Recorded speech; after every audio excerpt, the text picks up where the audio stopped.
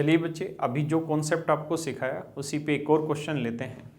सवाल पूछा जाएगा आपसे कि find the sum of first 99 terms of that series. इस श्रेणी की पहली 99 पदों का योग ज्ञात करें। तो जैसा इससे पिछले सवाल में मैंने आपको समझाया, हमारे पास दो तरीके हैं। या तो बच्चे हम यहाँ 3 डिफरेंट सीरीज लेकर बात कर रहे हो, 1 2 3 4 और इस तरीके से, ऐसे -2 -3 -4 -5 -3 -4 -5, इस तरीके से हम सीरीज लेके बढ़ते रहे। यह एक दूसरा तरीका है कि हम इनको कंबाइन करके देखें क्या ये सीरीज बना पा रहे हैं कोई। तो आप देख रहे हैं 3 2 5 में 1 घटाया बच्चों, बचा -4। इन दो को लेके चलते हैं तो 4 और 3 7, 7 में से 2 गया बच्चों, कितना बचा 4 3 7 में 2 गया 5। ऐसे यहाँ देख रहे हैं आप तो 5 और 4 9, 9 में से 3 गया बच्चों, कितना बना 6। तो आपने देखा कि ये भी एक अर्थमेटिकल प्रोग्रेशन और इस तरीके से भी श्रेणी को आगे बढ़ाया जा सकता है। तो अगर इस तरीके से इस श्रेणी को आगे बढ़ाया जाएगा, अब हमारे लिए जो नया सीक्वेंस होगा उसकी पहली टर्म होगी बच्चों 4, दूसरी टर्म होगी 5, तीसरी टर्म होगी 6। और हमने देखा था कि मेरे प्यारे बच्चों इस पूरी सीरीज में कितनी टर्म है, 99 टर्म है। और हर तीन टर्म को मिला के हमने एक टर्म में कन्वर्ट किया है। तो 99 टर्म को 3 से डिवाइड करेंगे तो बच्चों कुल मिला के इस सीरीज में कितनी टर्म बन पाएंगी, 33 टर्म बन पाएंगे। इसका अर्थ ये हुआ कि इस सीरीज में टोटल 33 टर्म है। तो 33 टर्म है तो हमें इनका सम निकालना होगा। तो फार्मूला भी सिखाया था आपको, सम ऑफ n टर्म्स का फार्मूला होता है बच्चों क्या, n/2 into 2a, a means first term है बच्चों -4 प्लस n-1, तो 33 में 1 गया बच्चों 32 इंटू d। अब d आप यहाँ से निकालें। आप जानते हैं इस बात को प्यारे बच्चों कि d जो होता है वो बेसिकली रिप्रेजेंट करता है a2 माइनस a1। तो a2 है हमारा -5 माइनस a1 है -4, तो माइनस माइनस प्लस, तो 5 में -5 प्लस 4 क्या आएगा बच्चों, -1। आप ये बात समझ पा रहे हैं मेरी। तो हमारा जो कॉमन डिफरेंस है बच्चों वो आ रहा है कितना, -1। अब हम इसे सोल्व करते हैं तो 33/2, इतने पोर्शन को समझिए, ये बना -8, ये बना मेरे प्यारे बच्चों -32। अब आप इन्हें जोड़ेंगे तो 32 और 8 बनेगा बच्चे 40, तो ये बना -40। आप इसे सोल्व करेंगे तो ये आया 20, इंटू करेंगे तो 0 6 6। तो इसका मतलब इस सीरीज का जो जोड़ आ रहा होगा वो आ रहा होगा -660। आप मेरी बात समझ पाए। चलिए बच्चे एक और सवाल करते हैं। इसी सवाल में थोड़ा सा कैलकुलेशन पार्ट में बढ़ा रहा हूँ आपको। सवाल पूछा जाएगा आपसे कि find the sum of first 100 terms of that series. तो प्यारे बच्चों अभी इसी क्वेश्चन को हमने किया कि इसकी 99 टर्म का जोड़ कैसे निकले। अब है कितनी बच्चों, 100 टर्म। तो इसके लिए आप इस प्रकार से सोचिए कि अगर हम इनको कंबाइन करते चल रहे हैं तो ये टर्म बनी बच्चों -4, नेक्स्ट टर्म बन रही है हमारी -5, और इस तरीके से ये टर्म बन रही है हमारी बच्चों कितनी, -6। तो 3 3 के अगर हम पेयर बनाते चलें तो 99 टर्म जो हमारी होंगी 99 टर्म तक पेयर हम बनाते चलेंगे तो इस सीरीज की कितनी टर्म बन रही होंगी बच्चों, 33 टर्म। यानी जो ऊपर हमारा सीक्वेंस लिखी हुई है, अगर मेरे प्यारे बच्चों इस सीक्वेंस में केवल 99 टर्म होती और हम इन 3 3 को मिला के एक टर्म बना रहे होते तो ये हमारा सीक्वेंस होता, और इसकी तो 33 टर्म बन रही होती। इसका जोड़ अभी हमने पिछले सवाल में निकाला तो ये हमारा जोड़ आ रहा होता बच्चों कितना, -660। ये हमारा पिछला सवाल था। लेकिन इस क्वेश्चन में बच्चों 99 टर्म नहीं है, टोटल नंबर ऑफ टर्म कितनी है, 100। तो आप ये देखिए कि 99 टर्म तक तो आप एग्जैक्ट पेयर बनाते चले जाएंगे 3 3 के, तो जो 100वीं टर्म होगी वो क्या होगी, वो हमारा सबसे बड़ा सवाल है। तो आपको एज ए स्टूडेंट वहाँ पे इस तरह सोचना है कि पहली टर्म 1 पेयर की, फिर अगले पेयर की दूसरी टर्म 2, फिर अगले पेयर की तीसरी टर्म 3, अगले पेयर की चौथी टर्म, पहली टर्म 4। फिर से रिपीट करता हूँ बच्चों में, पहले पेयर की पहली टर्म 1, दूसरे पेयर की पहली टर्म 2, तीसरे पेयर की पहली टर्म 3, ऐसे 33वें पेयर की पहली टर्म 33, और 99 तक 33 एग्जैक्ट पेयर बन चुके होंगे बच्चे।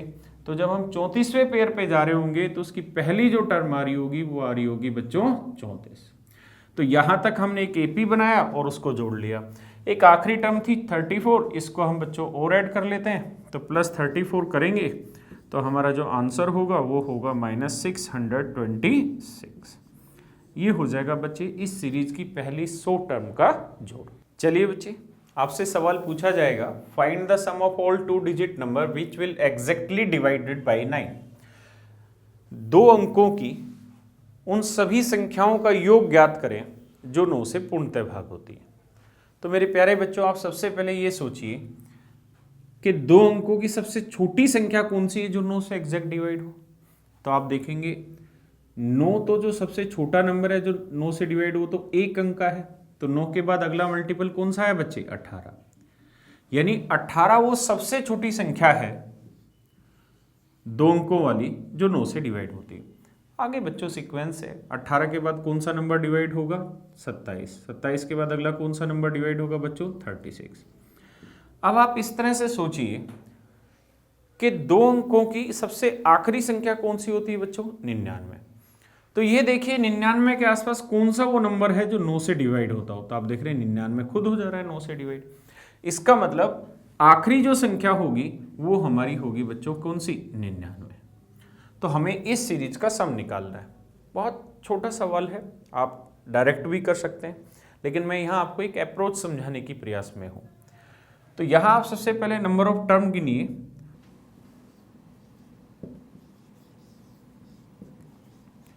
तो प्यारे बच्चों, नंबर ऑफ टर्म निकालने का फार्मूला मैंने आपको समझाया था, वो था बच्चों last term minus first term upon common difference plus 1।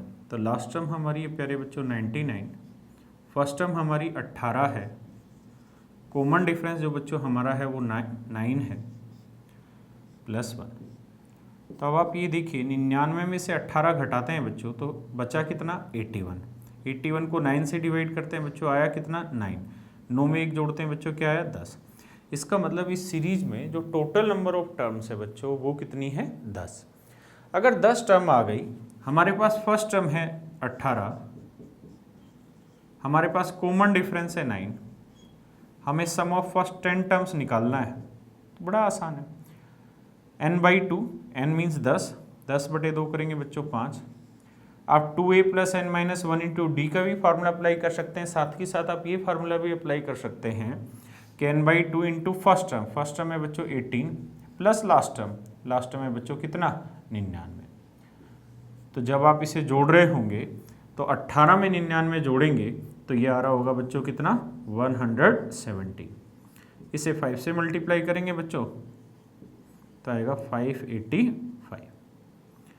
इसका अर्थ ये हुआ कि 2 अंकों की उन सभी संख्याओं का योग जो 9 से पूर्णतः भाग होती है वो होगा बच्चों 585।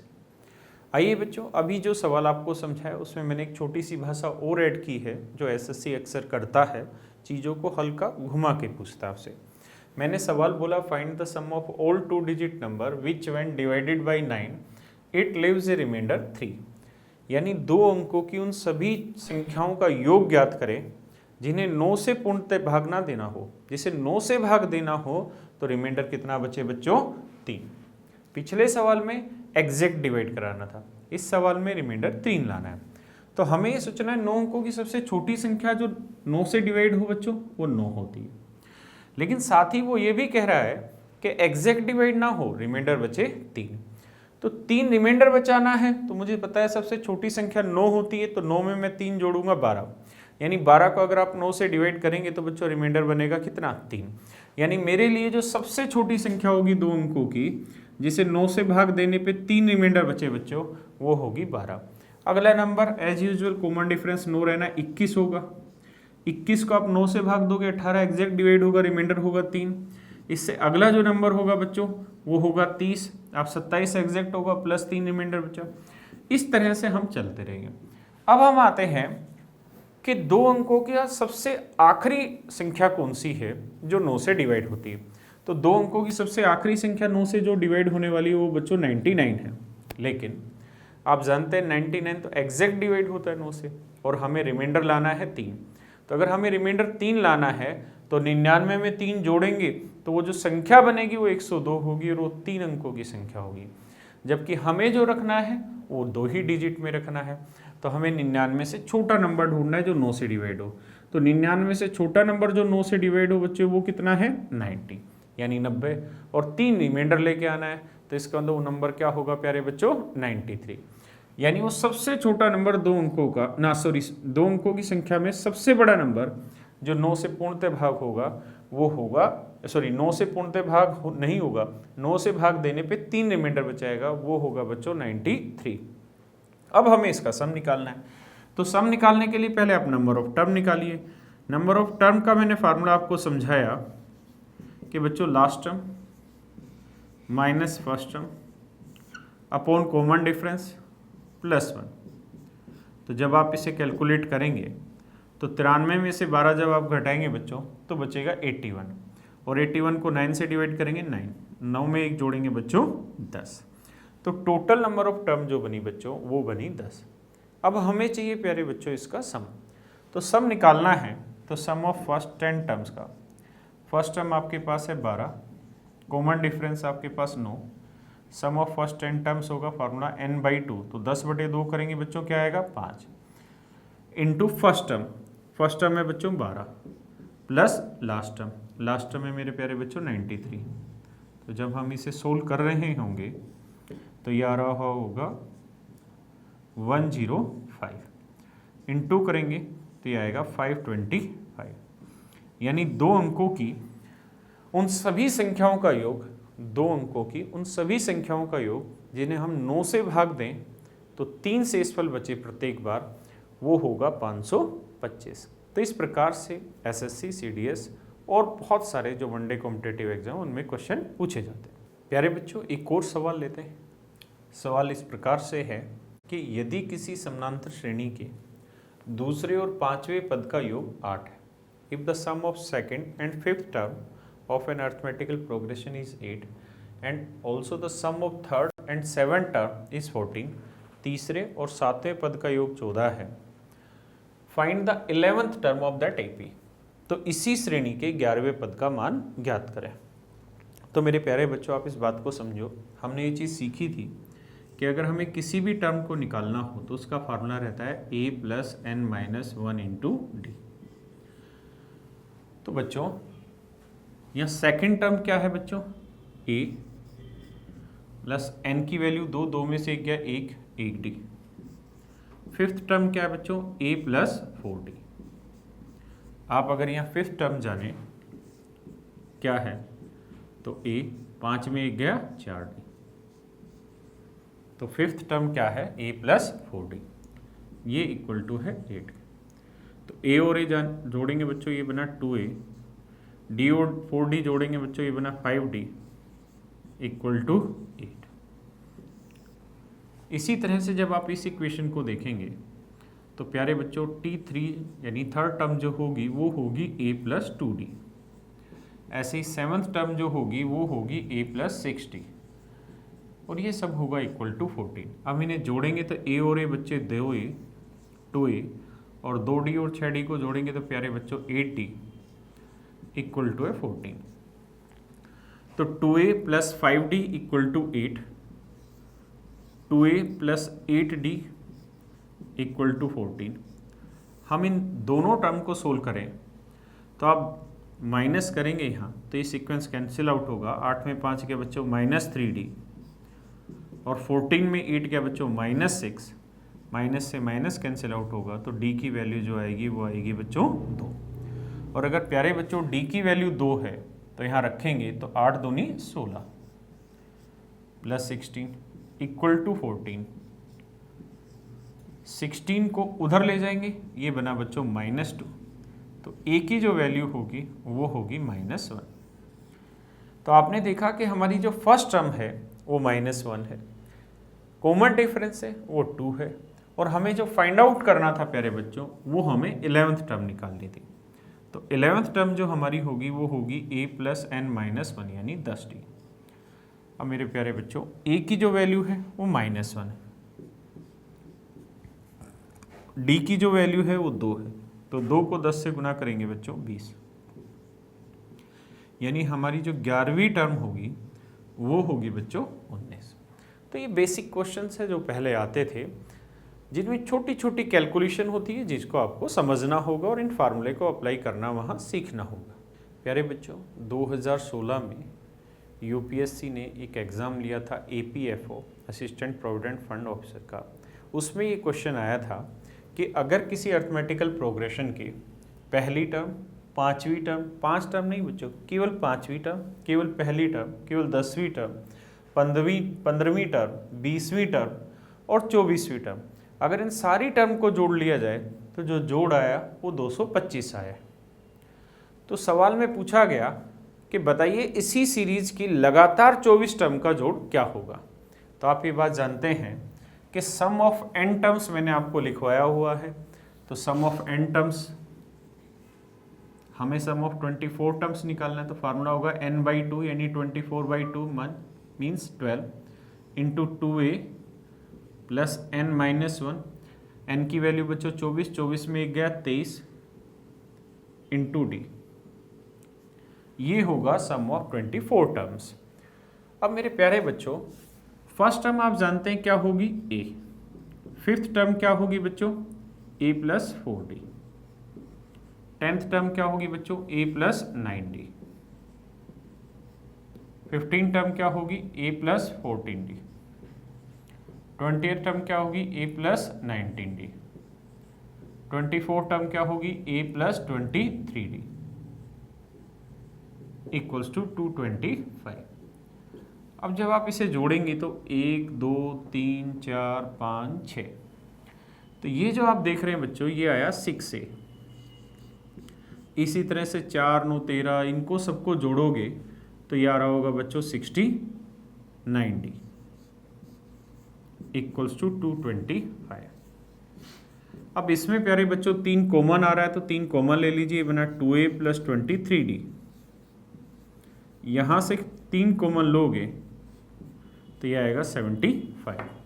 तो आपके पास प्यारे बच्चों 2a प्लस 23d की जो वैल्यू आई वो 75 आई। तो 2a प्लस 23d की जो वैल्यू आई वो 75 आई। हम इसे इंटू करेंगे तो 12 पंजे 60, 12 साते 84 और 6 9, यानी इस सीरीज की पहली 24 टर्म का जो जोड़ होगा वो होगा मेरे प्यारे बच्चों 900। चलिए प्यारे बच्चों, एक छोटा सा सवाल फिर से आपसे डिस्कस करते हैं। सवाल इस तरह से पूछा होगा कि किसी समानांतर श्रेणी के, किसी अर्थमेटिकल प्रोग्रेशन के सम ऑफ n टर्म्स का जो फंक्शन है वो इक्वल होगा n² प्लस 2n। ये एक फंक्शन है, n का मतलब 10 भी हो सकता है, n का मतलब 10,000 भी हो सकता है, n का मतलब 57 भी हो सकता है, कुछ भी हो सकता है बच्चों, ये एक वेरिएबल है। तो सवाल में पूछा है कि इसकी पहली टर्म बताइए, साथ के साथ इसका कॉमन डिफरेंस भी बताइए। इस श्रेणी की प्रथम पद और इसका सार अंतर ज्ञात कीजिए। तो आप इस तरह से सोचिए कि अगर n एक वेरिएबल है तो n का मतलब अगर मैं 1 रख लूं तो किसी श्रेणी के पहले पद का योग कितना होगा बच्चों, उतना ही होगा जितना पहला पद होगा। अगर किसी सीक्वेंस का मैं पहले टर्म्स का ही सम पूछूं तो उतना ही सम होना है जितना पहले टर्म का मान होना है, यानी sum of 1 terms is also equals to first term. अब आप यहाँ n की वैल्यू 1 रखिए, तो 1 का वर्ग 1, 1 को 2 से गुना करेंगे 2, तो इसका मतलब जो हमारी फर्स्ट टर्म होगी वो होगी बच्चों कितनी 3। अब मैं n की वैल्यू 2 रखता हूं बच्चों, तो n की वैल्यू 2 का मतलब सम ऑफ फर्स्ट 2 टर्म्स का मतलब पहली टर्म बच्चों प्लस दूसरी टर्म। तो n की वैल्यू 2 यहाँ रखेंगे तो 2 का वर्ग 4, 2 दूनी 4, 4 और 4 8। तो अब आपने यहाँ देखा कि पहली टर्म है 3, दूसरी टर्म है 8 और इस तरह से सीरीज आगे चलेगी। तो कॉमन डिफरेंस होता है a2 माइनस a1, तो 8 में 3 गया बच्चों 5। तो इसका मतलब जो हमारा सार अंतर है वो इस सीरीज का होगा 5। चलिए प्यारे बच्चों, एक और सवाल करते हैं। आपसे सवाल इस तरह से पूछा जाएगा कि यदि किसी समानांतर श्रेणी के पहले 11 पदों का योग, यदि किसी समानांतर श्रेणी के पहले 11 पदों का योग उसी श्रेणी के पहले 19 पदों के योग के बराबर है। अगर किसी समानांतर श्रेणी के पहले 11 पदों का योग उसी श्रेणी के पहले 19 पदों के योग के बराबर है तो उसी श्रेणी के पहले 30 पदों का योग ज्ञात करें। तो उसी श्रेणी के पहले 30 पदों का योग ज्ञात करें, यानी प्यारे बच्चों सम ऑफ फर्स्ट 30 टर्म्स हमसे पूछा हुआ उसने। अब आप जानते हैं इसका फार्मूला हमारे पास है, फार्मूला होगा n/2 यानी 15 इंटू 2a प्लस n-1, तो 30 में 1 गया बच्चों 29 डी। ये होगा सम ऑफ फर्स्ट 30 टर्म्स। अब a और d की वैल्यू क्या होगी, कैसे फाइंड आउट होगी, उसके लिए क्वेश्चन ने ये पोर्शन दिया हुआ है कि पहले 11 टर्म का योग पहले 19 टर्म के योग के बराबर है। तो इसके लिए प्यारे बच्चों आप इस तरह से समझिए कि सम ऑफ फर्स्ट 11 टर्म्स का फार्मूला होगा 11/2 इंटू 2a प्लस n-1, तो 11 में क्या बच्चों 10d। Some of first 19 terms होगा 19/2 2a प्लस n-1, 19 में क्या बच्चों 18d। अब देखिए बच्चों 2 से 2 कैंसिल आउट होगा, 11 से जब आप इन्हें अंदर गुना करेंगे तो 11 दूनी 22 है, 11 को 10 से गुना करेंगे बच्चों 110t। 19 को जब आप 2 से गुना करोगे बच्चों तो यह आएगा 38a। 19 को 18 से गुना कर रहे होंगे बच्चों तो ये आ रहा होगा 342d। जब हम सोल्व करेंगे प्यारे बच्चों तो 2a प्लस 29d इनको इधर ला रहे होंगे तो हमारा आंसर आ रहा होगा 0। अब प्यारे बच्चों यही रिक्वायर्ड रिजल्ट हमें यहाँ चाहिए था, 2a प्लस 29d की वैल्यू हमें चाहिए थी। तो जब आप इसे सोल्व करेंगे तो इसकी वैल्यू है 0, तो 15 को 0 से गुना करेंगे तो आंसर होगा 0। तो इस तरीके से सिंपल कैलकुलेशन से आप इन सवालों को सोल्व कर रहे हैं, लेकिन इसका अर्थ है क्या उसको मैं आपको समझाता हूँ। चलिए प्यारे बच्चों, अभी जो सवाल समझाया एज ए स्टूडेंट आप उस क्वेश्चन को सिंपली कैलकुलेशन के थ्रू सोल्व कर सकते हैं, लेकिन फिर भी अगर आप उसका कॉन्सेप्चुअल अर्थ जानना चाहते हैं तो मैं आपको समझाता हूँ। हमें सवाल दिया गया था कि किसी समानांतर श्रेणी के पहले 11 पदों का योग उसी समानांतर श्रेणी के पहले 19 पदों के योग के बराबर है। तो आप इस बात को समझें कि ऐसा कब संभव हो सकता है कि किसी एक ही श्रेणी के पहले 11 पदों का योग उसी श्रेणी के पहले 19 पदों के योग के बराबर हो। या तो सारी ही टर्म बच्चों 0-0 हो, या फिर आप इस तरह भी सोचें कि इनके बीच का डिफरेंस कितनी टर्म है, 8 टर्म। 11 और 19 के बीच का डिफरेंस है 8 टर्म।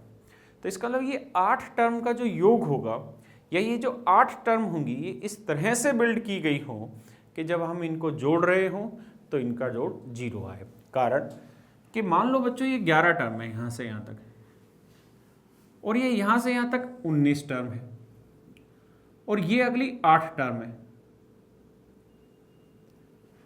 तो 11 टर्म का जोड़ मान लीजिए s आया, और 19 टर्म का जो जोड़ आएगा वो s प्लस समथिंग ये जो आ रहा होगा वो होगा।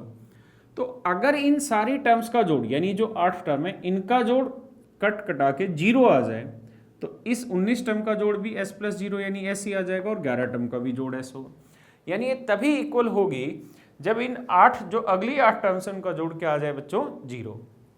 तो अगर किसी पेपर में या किसी से ये पूछा जाए कि वो सीक्वेंस कैसी होगी या वो सीक्वेंस क्या होगी जिसके पहले 11 पदों का योग अगले 19 पदों के योग के बराबर हो, तो उसके लिए आपको ये देखना है कि इन टर्म्स के बीच का डिफरेंस कितना है बच्चों। जितना डिफरेंस है उतनी टर्म को इस तरीके से तैयार करना है कि जब हम उन्हें जोड़ें तो जोड़ हमारा 0 आ रहा हो। जैसे मैं 8 टर्म कुछ भी ले लेता हूँ बच्चों, मुझे -1 और +1 लेना है तो मैं इनको कैंसिल कर सकता हूँ इजीली। तो अब मुझे 4 टर्म यहाँ लिख लेनी चाहिए। अब किसी भी डिफरेंस, यहाँ डिफरेंस 2 ले रहा हूँ तो यहाँ ले लीजिए आप। तो यहाँ मैं ले लेता हूँ अगली टर्म कितनी बच्चों 3 ले लेता हूँ, उससे अगली टर्म 5 ले लेता हूँ, उससे अगली टर्म 7 ले लेता हूँ, इधर -3 ले लेता हूँ, -5 ले लेता हूँ और -7 ले लेता हूँ। तो ये बनी मेरे प्यारे बच्चों 8 टर्म। अब इससे पहले जो 11 टर्म होंगी वो होगी -9, -11 और इस तरीके से 11 टर्म होंगी यहाँ पे। तो जब हम इसे सोल्व कर रहे होंगे तो इन 11 टर्म्स का जो जोड़ आ रहा होगा यहाँ तक, वो मान लीजिए s आ रहा है बच्चे। कितना आ रहा है? s। और 11 प्लस ये 8 टर्म है, तो जब आप 11 और 8 टर्म को जोड़ोगे तो इसका जोड़ भी इक्वल आना चाहिए। तो इनका जोड़ s आया, तो इसका 11 टर्म तक का जोड़ s है, प्लस इन टर्म्स को और जोड़ना है। तो जब आप इनको जोड़ोगे तो आप देख रहे हैं +1 -1 से -3 +3 +5 -5 -7 +7 ये कैंसिल आउट हो जाएगा और ये वैल्यू बनाएगा 0। यानी पहले 19 टर्म का जो जोड़ होगा वो भी प्यारे बच्चों s रह जाएगा, 11 टर्म का भी जोड़ क्या रह जाएगा? s। तो इस तरीके से इस सीक्वेंस को हमें सोचना होगा। और इस सवाल में हमसे पूछा हुआ है कि पहली 30 टर्म का जोड़ क्या होगा, पहली 30 टर्म का जोड़ क्या होगा। तो जब हम इस सीक्वेंस को टोटल बना रहे होंगे बच्चों, तो ये 19 टर्म हो चुकी हैं, 11 टर्म अभी और आगे लिखनी होगी, यहाँ तक 19 टर्म हो चुकी हैं, इसका 11 टर्म और आगे लिखनी होगी और इससे पहले 11 टर्म है। तो ये बेसिकली पूरा ये सेटअप और ये सेटअप आपस में कैंसिल आउट हो जाएगा और सम ऑफ फर्स्ट 30 टर्म्स 0 आ जाएगा। प्यारे बच्चों, एक और सवाल लेते हैं। आपसे पूछा जाएगा कि दो अर्थमेटिकल प्रोग्रेशन है डिफरेंट, उनकी फर्स्ट टर्म भी डिफरेंट हो सकती है, कॉमन डिफरेंस भी डिफरेंट हो सकता है।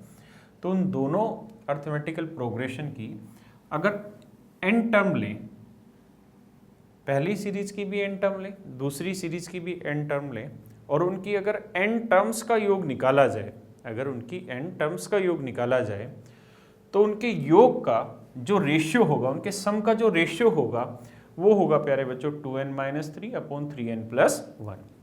तो आपसे सवाल ये पूछा जा रहा है कि इसी सीरीज यानी इन दोनों सीरीज की अगर हम 9वीं टर्म की बात करें, इन दोनों ही सीरीज की अगर 9वीं टर्म की बात करें तो प्यारे बच्चों उनका रेशियो क्या होगा।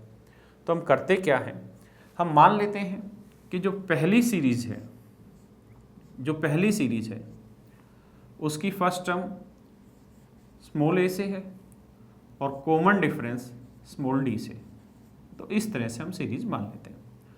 जो सेकंड सीरीज हम मान रहे हैं बच्चों, उसमें हम फर्स्ट टर्म A मान लेते हैं और जो कॉमन डिफरेंस है वो हम D मान लेते हैं। तो इस तरीके से ये सीरीज चालू होगी। लेकिन बड़े मज़े की बात ये है प्यारे बच्चों कि दोनों ही सीरीज में sum of n terms find out करना है, यानी n दोनों में ही सेम होगा। तो sum of n terms find out करने का फार्मूला होता है n/2 × 2a + n-1 d upon n/2। लेकिन यहाँ जो फर्स्ट टर्म होगी सेकंड सीरीज में वो चेंज हो जाएगी बच्चों, वो होगी 2a। मैं उसके लिए एक छोटा ऑब्लिक का साइन लगा लेता हूँ या डिग्री का साइन लगा देता हूँ ताकि हम ये पहचान रखें कि हम अब दूसरी सीरीज़ की बात कर रहे हैं और यहाँ हम पहली सीरीज़ की बात कर रहे हैं। तो ये होगा मेरे प्यारे बच्चों n-1 × D। और ये जो रेशियो है ये क्वेश्चन ने हमको दे रखा है प्यारे बच्चों कितना, 2n-3/3n+1। जब आप इन्हें सोल्व करेंगे तो ये पोर्शन कैंसिल आउट होगा और ये पोर्शन इक्वेट हो जाएगा इसके। अब एक छोटी बात यहाँ समझिएगा कि बच्चों दो वेरिएबल हैं, एक n और एक d, और साथ में एक और तीसरा वेरिएबल है a। और ये तीन भी नहीं प्यारे बच्चों, 4 वेरिएबल हो गया। ये एक अलग वेरिएबल है, ये एक अलग वेरिएबल है, ये एक वेरिएबल है और ये अलग वेरिएबल है, ये एक अलग वेरिएबल है, और हमारे पास इक्वेशन है केवल एक। क्या हम इतने सारे वेरिएबल का रिलेशन एक इक्वेशन से फाइंड आउट कर पा रहे होंगे? नहीं। लेकिन फिर भी सवाल ने पूछा है तो उसने कोई तरीका ऐसा दिया होगा कि हम चीज़ों को रिलेट कर पाए। अब आपसे मैंने पूछा कि इन दोनों ही टर्म के या इन दोनों ही अर्थमेटिकल प्रोग्रेशन की 9वीं टर्म का रेशियो बताइए क्या होगा। तो मेरे प्यारे बच्चों, मैं पहली सीरीज की 9वीं टर्म की बात करूं तो आप कहेंगे सर ये होगी a +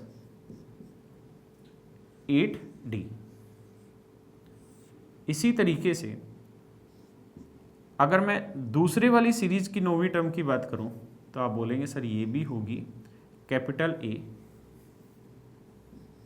प्लस 8D, लेकिन यहाँ D कैपिटल होगा। तो ये चीज़ हमसे प्यारे बच्चों पूछी हुई है जिसका आंसर ये होगा, और ये स्टेटमेंट हम पे गिवन है। तो आपने सिंप्लीफिकेशन में भी ये चीज़ मेरी बुक्स में पढ़ी होंगी, और मैं जितना कंटेंट ये ले रहा हूँ ये सारा मेरी बुक्स का कंटेंट है, 7300 का, एडवांस मैथ का, मेरे क्लास नोट्स का। तो आप उनके थ्रू भी इन चीज़ों को और अच्छे से प्रैक्टिस कर सकते हैं। तो आप देख रहे हैं कि सिंप्लीफिकेशन में हमने सीखा था कि एक इक्वेशन हो और बहुत सारे वेरिएबल हों, तो ऐसी स्थिति में हम उन वेरिएबल को फाइंड आउट नहीं कर सकते। एक आसान तरीका होता है कि हम उन्हें उन्हीं की फॉर्म में कंपेयर करा दें। तो हम इसको अगर उसी फॉर्म में कंपेयर करा दें तो एक आसान तरीका होगा हमारे लिए। तो हम करते क्या है बच्चों, ऊपर भी 2 से सबको भाग दे देते हैं, नीचे भी सबको 2 से भाग दे देते हैं। उसका एक कारण है, कारण इसलिए कि यहाँ सिंगल a लिखा हुआ है, 2a लिखा हुआ है, और यहाँ सिंगल a लिखा हुआ है। तो मुझे कंपेयर कराने के लिए उसकी फॉर्म यहाँ लानी होगी, तो उसके लिए सिंपल a लिखना होगा। तो उसका तरीका होगा कि मैं 2 से इसको डिवाइड करूँ।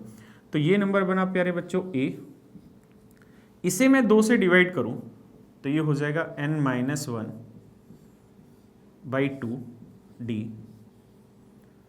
ऐसे यहाँ पे भी 2 से डिवाइड करूँ तो a प्लस n-1/2d, और it will become 2n-3, 3n + 1।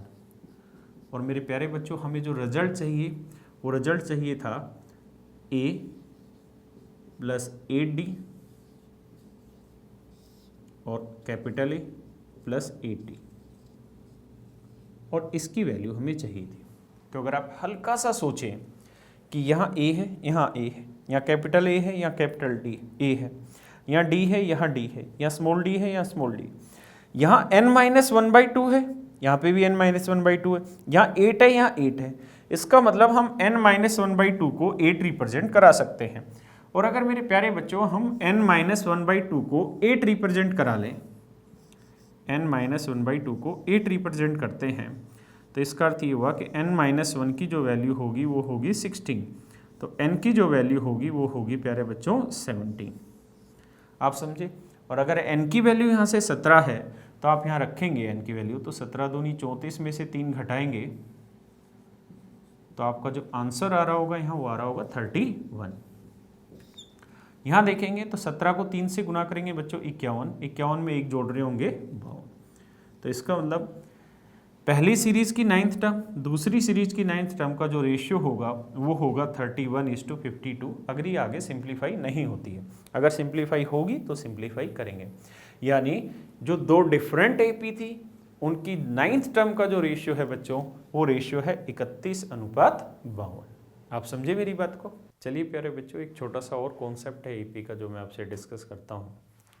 अगर मान लीजिए प्यारे बच्चों ये कोई सीरीज़ है, फर्स्ट टर्म है, ये सेकंड टर्म है, ये थर्ड टर्म है, ये फोर्थ टर्म है, और इस तरीके से सीरीज़ में n टर्म्स है, तो इसमें खास बात होती है क्या कि इसकी पहली टर्म और आखिरी टर्म का जितना सम होगा उतना ही सम इसका सेकंड टर्म और इसकी सेकंड लास्ट टर्म होगा, यानी n-1 टर्म का होगा। सेम इसी तरीके से वही सम इसकी थर्ड टर्म और इसकी लास्ट थर्ड टर्म के सम के भी इक्वल होगा, और ये सीक्वेंस इसी तरीके से जारी रहता है।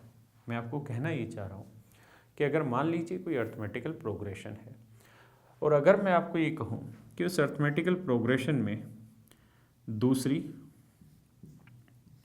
और 9वीं टर्म का जो जोड़ है, दूसरी और 9वीं टर्म का जो जोड़ है वो 5वीं और कौन सी टर्म के जोड़ के बराबर होगा। मेरा सवाल ये है कि किसी समानांतर श्रेणी की दूसरी और 9वें पद का योग 5वें और किस पद के योग के बराबर होगा। तो यहाँ आपको एक चीज़ समझनी है कि जितना इन दोनों टर्म का समय 9 और 2 11, तो यहाँ 5 है, तो प्यारे बच्चों ये वाली जो टर्म होगी छठी टर्म होगी। ऐसा कारण क्यों है इसके पीछे, वो ये कि सेकंड टर्म का मतलब होता है a + d, 9th टर्म का मतलब होता है a + 8d, 5th टर्म होती है बच्चों a + 4d, 6th टर्म होती है a + 5d। तो जब आप इसे सोल्व कर रहे होंगे तो a और a 2a और 8 और 1 9d। ऐसे ही प्यारे बच्चों यहाँ देख रहे होंगे तो a और a 2a और 4 और 5 9d।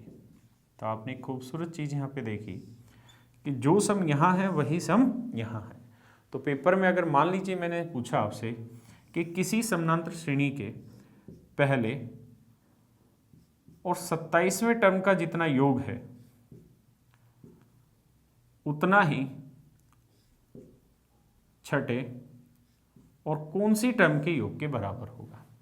तो आपको वहाँ सोचना होगा कि 2 और 9 11 था, तो यहाँ 5 और 6 11, ये सम आपको इक्वल करना होगा। तो यहाँ देखेंगे तो 1 और 27 28 टर्म है, तो यहाँ 6 है बच्चों, तो यहाँ हमें कितनी कौन सी टर्म लेनी होगी 22। तो 22 से 28 27 और 28। तो इस स्थिति में दोनों साइड इनका जो सम आ रहा होगा वो इक्वल आ रहा होगा। एक यूनिक कॉन्सेप्ट है जो अभी एसएससी ने उठाया नहीं है, लेकिन कभी भी इससे कोई छोटा क्वेश्चन आपसे पूछा जा सकता है। प्यारे बच्चों, अभी मैंने आपको अर्थमेटिकल प्रोग्रेशन पढ़ाया। इन कॉन्सेप्ट्स के आधार पर आप एसएससी और सीडीएस जैसे बहुत सारे एग्जामों में अपीयर हों। पूर्ण विश्वास के साथ बैठें, आपका कोई भी क्वेश्चन इन कॉन्सेप्ट से बाहर नहीं आएगा। अब इससे अगली क्लास जब हम ला रहे होंगे तो वहाँ पे हम ज्योमेट्रिकल प्रोग्रेशन करेंगे और एचपी कर रहे होंगे। नमस्कार दोस्तों, धन्यवाद।